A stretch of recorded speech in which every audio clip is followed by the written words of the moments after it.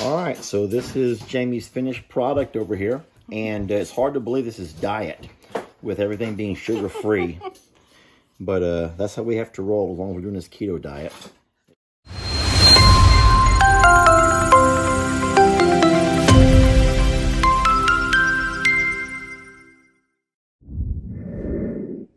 Hey y'all, Hank wanted a little bit of camera time. He really thinks that when we're in the kitchen that this is part of what we do. So a lot of folks have asked me for more keto recipes. Now I'm not that fancy. I'm pretty simple when it comes to fixing things. But today, Lester and I actually got invited over to a friend's house for dinner, so I offered to bring dessert. I'm going to make keto cheesecake and show y'all how to do it. It also happens to be Lester's favorite thing to eat on earth. So he's super excited. I'm super excited. Hank is all in. Here we go. All right, guys. So I'm new to this whole like work in front of a tripod thing. I'm way better at being behind the camera and showing you what's going on versus being in front of it. But I'm gonna give it a try because I cannot bake with one hand and record with the other. I can farm with one hand and record with the other on some days. Not to the caliber of Lester, but this is what you get today. So we're gonna make some keto cheesecake. And it does have two different steps to it it's two parts. And that's so it bakes evenly and gets thoroughly done. We today are going to be baking in a Springform pan. I have made these in cupcake tins. It actually is my preferred way to do that, but since I'm going to a dinner event and this is for a one meal thing, it's much better for me to put it into a big pan and be a beautiful presentation than to bring a bunch of basically mini versions of it. So the crust is first. It involves pecans that I'm going to crush, almond flour, butter that is melted, salt, a brown sugar Splenda, and a regular Splenda. Now you can alter whatever sweetener that you choose to use. This is just my preferred choice because it is the same measurements as if I was using regular sugar. So I also I have a magic bullet, and although it's made for like smoothies and things, it crushes everything really well and mixes and blends and does all the things that I need it to do as well. So I'm going to crush these pecans. I like a thicker crust in mine because it sort of adds to the cheesecake to crust ratio. I know that's really strange. I like about 75% cheesecake and 25% crust because it adds a lot of flavor because of the crust that we're using. It's gonna get loud, sorry for that. It doesn't have to be as fine as you think it does. It doesn't have to be like graham crackers. It can be a little bit crunchy. In fact, I prefer it to be a little bit crunchy because it adds texture to what you're eating. I know that's not traditional cheesecake, but we are making traditional cheesecake. Yeah, it's okay. Lester and Ellie are here and they're working on a video in the background and they're like, are you still going? Do you need us to leave? Ellie's walking around in a clown costume. I have no words. I have my crushed pecan. So I do have some that are a little chunky, but I also have some that are ground up pretty fine.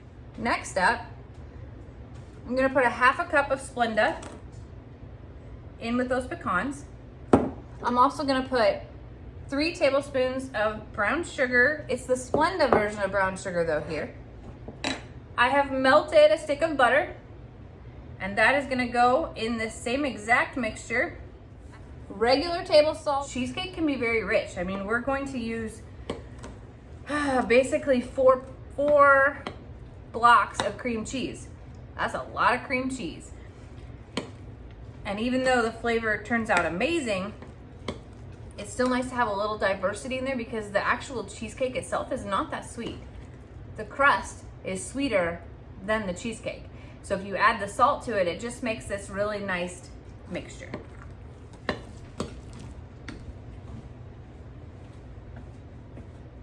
Did y'all see that? What are you wearing? Video, Jamie. Sorry. I don't know. So So the final ingredient that you're going to add is about 2 tablespoons of almond flour. So next, I'm gonna take my Springform Pan, which again, I have sprayed the bottom and sides, and I'm gonna put my crust mix in here. It's spread out, and it looks like this, okay? This actually needs to bake about 20 minutes on its own. You want this to be golden brown on the edges, not black, but golden brown. Okay. So this is cooked enough to that it will hold its texture whenever your cheesecake goes on top. Because keep in mind, you have to keep baking this. Your cheesecake on top will bake for another about 30 minutes. You don't want this to burn, but you do want this to have at least a little bit of setup. All right, part 2 is ready. So this is actually what you would technically call your cheesecake. This is the cake part of your cheesecake. So my cream cheese has been softening for a couple hours. I'm gonna take the mixer, smooth it all out, make sure that it is the right consistency. The consistency you're really looking for is kind of like toothpaste. Okay, so when it's just cream cheese, like I said, toothpaste or kind of like some thick mashed potatoes. We're gonna put 4 eggs in this next. So let's get this mixed up now. So now your texture should be very smooth. To put in is a cup of Splenda. So after you make this recipe a few times, you may find that you like yours a little less sweet. Maybe you like it more sweet. It's not gonna hurt to add more flavor or sweetener to your cheesecake. And speaking of flavor, I'm also gonna add some vanilla. So for a cheesecake this size, I will actually add 1.5 tablespoons of vanilla. Okay. The final piece here. You're gonna think I'm crazy. I'm making a vanilla flavored cheesecake. That's it. I will add toppings later. Lemon. Basically squeeze both my sides and let the flavor go in. Okay. And mix it one more time. Now we're gonna take this and dump it into our crust. Remember when I told you I was a messy baker? I live up to it every time. Every time. All right, so we're gonna fill this almost to the top, not all the way. So this is about 1/4 inch, maybe a little bit more from the top. This is gonna go in for about 30 minutes, but you have to watch it. Your edges should be golden brown. See how it's forming a nice smooth texture there? If I move it, it's gonna jiggle. So more time on that ahead, about 15 more minutes at least. So I'm no cheesecake master, but as you can see, because I have cracks, it does look pretty. Golden brown on the edges. And we don't jiggle. So exciting. I'm gonna let it cool a little bit, then I'll take the Springform off, which will make it a standalone, beautiful cheesecake. And then we're gonna put the toppings on too. All right, so this is Jamie's finished product over here. And it's hard to believe this is diet with everything being sugar-free. But that's how we have to roll as long as we're doing this keto diet. It's gonna be good. Looks and smells good. So